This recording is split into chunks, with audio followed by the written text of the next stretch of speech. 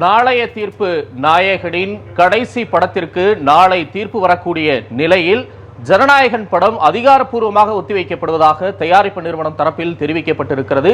இருப்பினும் இந்த படத்திற்கான வாத பிரதிவாதங்கள் என்பது நீதிமன்றத்தை கடந்து அரசியல் தளத்திலும் தொடர்ந்து எதிரொலித்து வருவதை பார்த்து வருகிறோம்.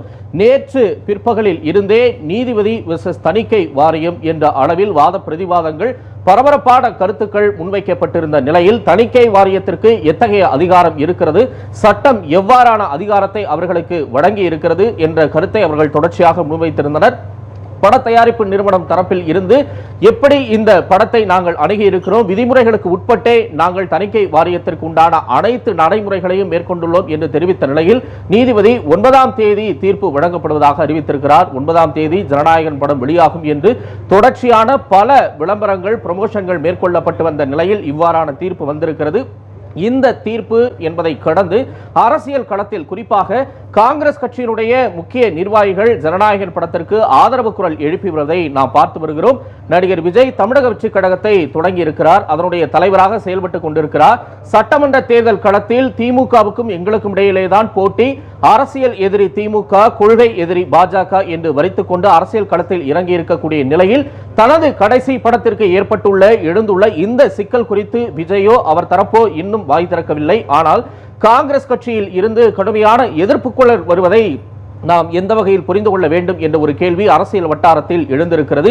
விஜய் தன்னுடைய படத்திற்கு ஏன் சிக்கல் எழுந்திருக்கிறது என்று குறைந்தபட்ச விளக்கம் இதுவரை கொடுக்காத ஒரு நிலையில் காங்கிரஸ் கட்சியைச் சேர்ந்த விருதுநகர் எம்பி மாணிக்கம் தாகூர், கரூர் எம்பி ஜோதிமணி, காங்கிரஸ் கட்சியினுடைய நிர்வாகி பிரவீன் சக்கரவர்த்தி, தமிழக காங்கிரசினுடைய மேலிட பொறுப்பாளர் கிரீஷ் ஜோடங்கர் ஆகியோர் கடுமையாக பிரதமர் மோடி அரசை, மத்திய அரசை தணிக்கை வாரியத்தோடு இணைத்து கடுமையான கண்டனங்களை பதிவிட்டு வருவதை நாம் பார்க்க முடிகிறது. குறிப்பாக பாசிச போக்கு என்று அவர்கள் குறிப்பிட்டு தங்களுடைய கண்டனத்தை பதிவு செய்து வருகின்றனர். அரசியல் வேறு, கலை வேறு, கலையில் அரசியலை நாம் சேர்த்துவிடக் கூடாது, தணிக்கை வாரியம் திட்டமிட்டு விஜயனுடைய கடைசி படத்தை வெளியிடக்கூடாது என்ற ஒரு நோக்கோடு செயல்படுவதாக கண்டனங்கள் எழுந்து வருவதை நாம் பார்த்து வருகிறோம். தொடர்ந்து இது குறித்த விவகாரம் அரசியல் தளத்தில் எதிரொலித்துக் கொண்டிருக்க இந்த திரைப்படத்திற்கு ஏன் தணிக்கை வாரியம் இவ்வாறான ஒரு தடையை கொடுத்திருக்கிறது என்பது குறித்த பல்வேறு கேள்விகளும் எழுகின்றன. தொடர்ந்து இந்த படம் ஏன் சென்சார் தணிக்கை வழங்குவதற்கான தாமதம் ஏற்படுகிறது, இன்னும் இதற்கான ஒரு முடிவு எடுக்கப்படவில்லை என்பதற்கு படத்தில் ராணுவம் சார்ந்த, பாதுகாப்புத்துறை சார்ந்த காட்சிகள், வசனங்கள் இடம்பெற்றிருக்கிறது என்ற ஒரு விஷயத்தை தொடர்ந்து குறிப்பிடுகின்றனர். அமரன் படத்தோடு ஒப்பிட்டும் சில அரசியல் விமர்சகர்கள், சினிமா விமர்சகர்கள் கருத்துக்களை முன்வைப்பதையும் பார்க்க முடிகிறது. அமரன் படம் இந்திய ராணுவத்தில் பணியாற்றிய மேஜர் முகுந்த் வரதராஜனுடைய வாழ்க்கை வரலாற்றை அடிப்படையாக கொண்டது. அந்த படம் எடுப்பதற்கு பாதுகாப்பு துறையில் இருந்து தடையில்லா சான்று பெற்றிருக்கிறார்கள். ஓய்வு பெற்ற ராணுவ வீரர்கள், அதிகாரிகளுக்கு அந்த படத்தை திரையிட்டு காண்பித்து ஆட்சேபனை எதுவும் இருக்கிறதா என்ற விவரங்களை பெற்றுக்கொண்டு அதற்கு பிறகு தணிக்கை வாரியத்திற்கு அனுப்பி தணிக்கை செய்து அந்த படம் வெளியானதாக சிலர் அமரன் படத்தையும் ஜனநாயகன் படத்தையும் ஒப்பிட்டு இந்த நடைமுறையை முன்வைத்து வருவதையும் நாம் பார்க்க முடிகிறது. தணிக்கை வாரிய உறுப்பினர் குறிப்பிட்டதை போல சில படங்கள், குறிப்பாக ஈழ விடுதலை போராட்டத்தை சார்ந்த படங்கள், விடுதலை புலிகள் சார்ந்த படங்கள் இங்கே தணிக்கை செய்யப்பட்டு ஆண்டு கணக்கில் வெளியிடப்படாமல் இருந்த வழக்குகளை சந்தித்த, சட்ட போராட்டத்தை சந்தித்த வரலாறுகளையும் நாம் பார்த்திருக்கிறோம், கடந்து வந்திருக்கிறோம். குறிப்பாக இயக்குனர் புகழேந்தி தங்கராஜ் எடுத்த ஈழம் தொடர்பான ஒரு திரைப்படம் ஆண்டு கணக்கில் தணிக்கை செய்யப்படாமல் வெளியிடப்படாமல் இருந்த ஒரு நிலை பார்த்திருக்கிறோம். இவ்வாறாக கடந்த காலத்தில் பல்வேறு திரைப்படங்கள் தணிக்கை செய்யப்பட்டும் வெளியிடப்படாமல் ஆட்சேபனைக்கு உட்பட்டு இருந்த ஒரு வரலாற்றையும் நாம் பார்த்திருக்கிறோம், நிகழ்வுகளையும் பார்த்திருக்கிறோம். அந்த வகையில் இன்றைக்கு ஜனநாயகன் படத்திற்கு ஏற்பட்டிருக்கக்கூடிய சிக்கல் என்பது வெறும் இயல்பான நடைமுறை சிக்கலாகவே நாம் புரிந்து கொள்ள வேண்டும் என்பது ஒரு தரப்பு வாதமாக இருக்கிறது. மற்றொரு தரப்பு, குறிப்பாக காங்கிரஸ் கட்சியினர் இந்த விவகாரத்தை மிக தீவிரமாக அணுகுவதை அரசியல் சார்ந்தே பலரும் பார்க்க தொடங்கி இருக்கின்றனர். ஏனென்றால் கடந்த சில வாரங்களாகவே காங்கிரஸ் கட்சி தமிழக வெற்றி கழகத்துடன் கூட்டணி அமைப்பதற்கான அந்த ஒரு பேச்சுவார்த்தையில் ஈடுபட்டு வருகிறது. காங்கிரஸ் கட்சியில் இருக்கக்கூடிய சில முக்கிய நிர்வாகிகள் மறைமுகமாக அந்த ஒரு அழுத்தத்தை காங்கிரஸ் தலைமைக்கு கொடுத்து வருகின்றனர் என்ற ஒரு கருத்துக்கள் தொடர்ச்சியாக வெளிவந்து கொண்டிருக்கிறது. ஏனென்றால் திமுக கூட்டணியில் அதிக இடங்களை கோருதல், ஆட்சி அதிகாரத்தில் பங்கு கோருதல் என்பது தமிழக காங்கிரஸ் மேலிட பொறுப்பாளர் கிரீஷ் ஜோடங்கர் தொடங்கி தமிழ்நாடு காங்கிரஸ் கமிட்டி தலைவர் செல்வ பெருந்தகை வரை அனைவரும் ஒருமித்த குரலில் சொல்லக்கூடிய ஒரு உரிமை குரலாகவே பார்க்கப்படும். சொல்லப்படுகிறது. இந்த ஒரு அழுத்தத்தை திமுகவிற்கு கொடுப்பதன் மூலமாக தாவேகா கூட்டணியில் இணைவதற்கான வாய்ப்பு இருக்கிறது, விஜயோடு இணைந்து போவதற்கான அந்த ஒரு முன்னெடுப்பு மேற்கொள்ளப்படுகிறது. ராகுல் காந்திக்கு நெருக்கமானவராக அறியப்படக்கூடிய பிரவீன் சக்கரவர்த்தி ஏற்கனவே விஜய் சந்தித்து பேசி இருக்கிறார்.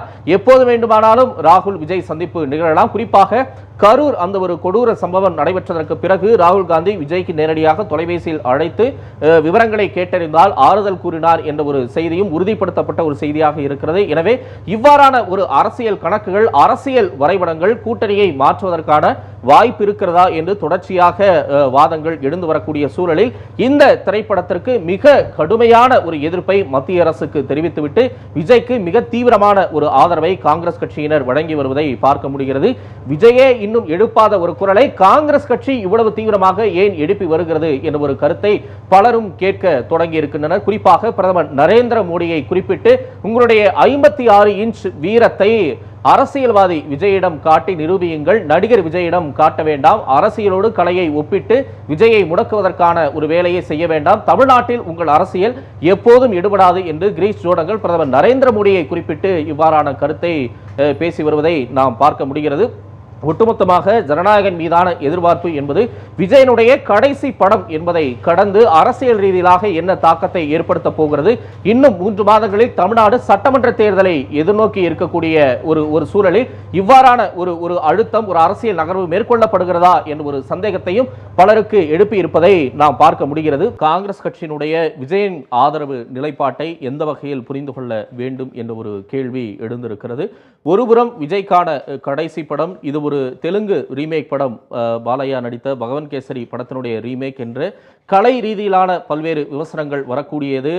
இந்த திரைப்படத்தினுடைய ட்ரெய்லரில் அந்த காட்சிகள் எதிரொலித்து இருப்பதை, அந்த காட்சிகளின் மாதிரி இருப்பதை பலரும் குறிப்பிட்டு விமர்சனங்களை எழுப்பி வரக்கூடிய சூழலில் அரசியல் ரீதியிலான பல்வேறு எதிர்ப்புகளும் இந்த படத்திற்கு வரக்கூடிய ஒரு சூழலை பார்த்து கொண்டிருக்கிறோம். திமுக கூட்டணியில் காங்கிரஸ் கட்சி ஒரு ஆதரவை எழுப்பக்கூடிய சூழலில் திமுக தரப்பில் இருந்து எந்தவிதமான கருத்தும் தெரிவிக்கப்படவில்லை. ஒரு சில தலைவர்களை தவிர்த்து சபாநாயகர் அப்பாவு இந்த திரைப்படம் குறித்து விஜயனுடைய கடைசி திரைப்படம் ஜனநாயகன் என்பதால் அதற்காக பில்டப் செய்கின்றனர், வேறு எந்த விஷயமும் இதில் இல்லை என்ற ஒரு கருத்தை தெரிவித்திருக்கிறார்.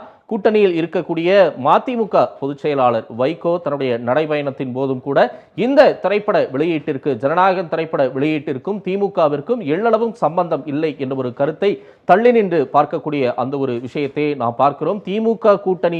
திமுக கூட்டணி பாசிசத்திற்கு எதிராக இணைந்திருக்கிறோம், அந்த இடையால் பிணைக்கப்பட்டிருக்கிறோம் என்று சொல்லக்கூடிய ஒரு நிலையில் காங்கிரஸ் கட்சியில் இருந்து நேற்று இரவில் இருந்து இன்று காலை வரை அடுத்தடுத்து எதிர்ப்புகள் வரக்கூடிய ஒரு சூழலை பார்த்து கொண்டிருக்கிறோம். ஆனால் இந்த விவகாரத்தை பொறுத்த அளவில் தணிக்கை வாரியம் மத்திய பாஜக அரசினுடைய கட்டுப்பாட்டில் இருக்கிறது, பாசிசத்தின் பிடியில் இருக்கிறது என்ற வகையில் காங்கிரஸ் கட்சியை தவிர்த்து மற்ற கூட்டணி கட்சிகள் திமுக உட்பட எந்த ஒரு குரலை எழுப்பாததையும் நாம் இந்த இடத்தில் கவனிக்க வேண்டியதாக இருக்கிறது.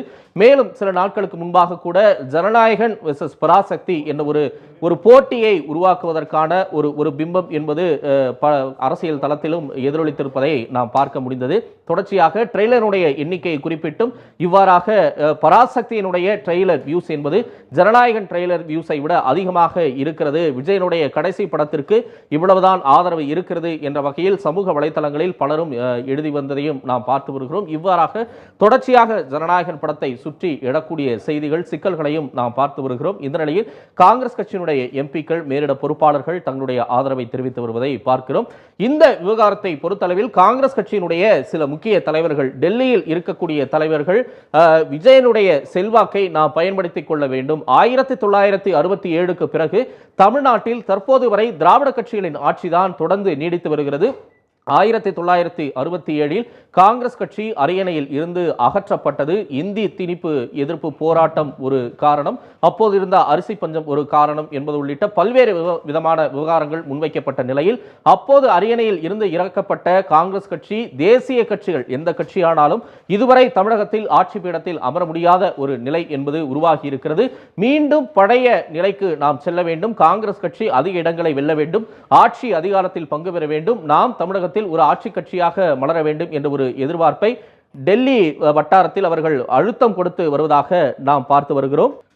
விஜயனுடைய இந்த கடைசி படத்திற்கான ஆதரவை காங்கிரஸ் கட்சி தீவிரமாக எழுப்பி வரக்கூடிய ஒரு சூழலை பார்த்தோம். திரு ஷியாம் குறிப்பிட்டதை போல கடந்த காலங்களிலும் தணிக்கை வாரியம் இவ்வாறான ஒரு தடையை, ஒரு காட்சி நீக்கத்தை, வசன நீக்கத்தை ஆட்சியில் இருந்தபோது தணிக்கை வாரிய தரப்பில் இருந்து கொடுத்திருக்கிறது. அப்போதும் எழுந்த விமர்சனங்களை நாம் பார்த்திருக்கிறோம். குறிப்பாக தமிழகத்தை பொறுத்த அளவிலேயே பராசக்தி, காஞ்சி தலைவன் உள்ளிட்ட படங்கள் அப்போதைய தணிக்கை வாரியத்தின் பிடியில் இருந்து தப்பவில்லை என்றே நாம் புரிந்து கொள்ள முடியும். அப்போது எம்ஜிஆர் அண்ணாவினுடைய கொள்கைகளை, அவருடைய பிரச்சார முழக்கங்களை படத்தில் குறிப்பிட போது தணிக்கை வாரியம் அந்த இடத்தில் தன்னுடைய தடையை, ஆட்சேபனையை தெரிவித்து அந்த வசனம் மாற்றியமைக்கப்பட்ட வரலாறுகளையும் நாம் பார்த்திருக்கிறோம். இவ்வாறான பல்வேறு காலகட்டங்களை தமிழ் திரை உலகம் கடந்து வந்திருக்கிறது என்றே நாம் குறிப்பிட வேண்டும். தற்போது ஜனநாயகன் படத்திற்கு தணிக்கை வாரிய தரப்பில் இருந்து கடுமையான ஆட்சேபனை தெரிவிக்கப்பட்டிருக்கிறது. உண்மையிலேயே ஒரு இயல்பான கலை சார்ந்த ஒரு நடவடிக்கையாக இதனை புரிந்து கொள்ள வேண்டுமா,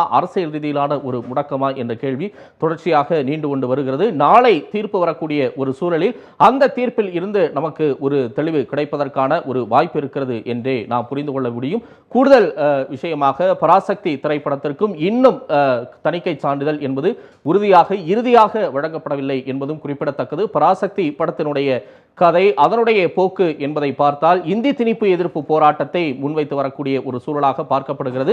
அந்த காலகட்டத்தில் காங்கிரஸ் கட்சி ஆட்சியில் இருந்தது. காங்கிரஸ் கட்சிக்கு எதிராக முன்னெடுக்கப்பட்ட ஒரு மிகப்பெரிய ஒரு வீரியமிகு போராட்டமாகவே இந்தி திணிப்பு எதிர்ப்பு போராட்டம் என்பது பார்க்கப்பட்டது. பராசக்தி படம் திரைக்கு வந்ததற்கு பின்னால் அந்த திரைப்படம் அது எப்படியான ஒரு அரசியல் விமர்சனம், கலை விமர்சனத்தை எதிர்கொள்ள போகிறது, கடந்த கால காங்கிரஸ் வெர்சஸ் திமுக, காங்கிரஸ் கட்சி எப்படியான ஒரு அழுத்தத்தை இந்தி திணிப்பை தமிழகத்தில் மேற்கொண்டது, அப்போது தமிழ்நாட்டு மக்களின் எதிர்ப்பை எவ்வாறாக அது எதிர்கொண்டது என்பதற்கான விவாத பொருளும் தமிழகத்தில் நடப்பதற்கான வாய்ப்பு இருக்கிறது. அதனை கடந்து ஜனநாயகம் திரைப்படத்திலும் இடம்பெற்றிருக்கக்கூடிய மத ரீதியிலான விஷயங்கள், இந்திய ராணுவம், அரசு பாதுகாப்பு துறையிலான விஷயங்கள் போன்ற எப்படி எதிரொலிக்க போகிறது என்ற ஒரு எதிர்பார்ப்பும் மேலோங்கி இருக்கிறது. இன்னும் விஜய் தரப்பில் இருந்து, தாவேகா தரப்பில் இருந்து அதிகாரப்பூர்வமான எந்த ஒரு எதிர்வினையும் ஆற்றப்படவில்லை. அவரை தவிர ஒரு சில சினிமா பிரபலங்கள், ஜெயம் ரவி, கார்த்திக் சுப்புராஜ் உள்ளிட்டோர் தங்களுடைய கருத்தை, ஆட்சேபனையை, எதிர்ப்பை இந்த விவகாரத்தில் பதிவு செய்திருக்கக்கூடிய நிலையில் இன்னும் பல திரைத்துறையினர் இந்த விவகாரத்தில் எப்படி கருத்தை தெரிவிக்கப் போகின்றனர். காங்கிரஸ் கட்சி மட்டும் விஜய்க்கான ஆதரவு நிலைப்பாட்டை எடுத்திருக்கிறது. அடுத்த கட்டமாக வேறு யாராயினும் எடுப்பதற்கான வாய்ப்பு இருக்கிறதா? இன்னும் அடுத்த சில நாட்களில் என்ன விதமான நகர்வுகள் மேற்கொள்ளப்பட போகிறது?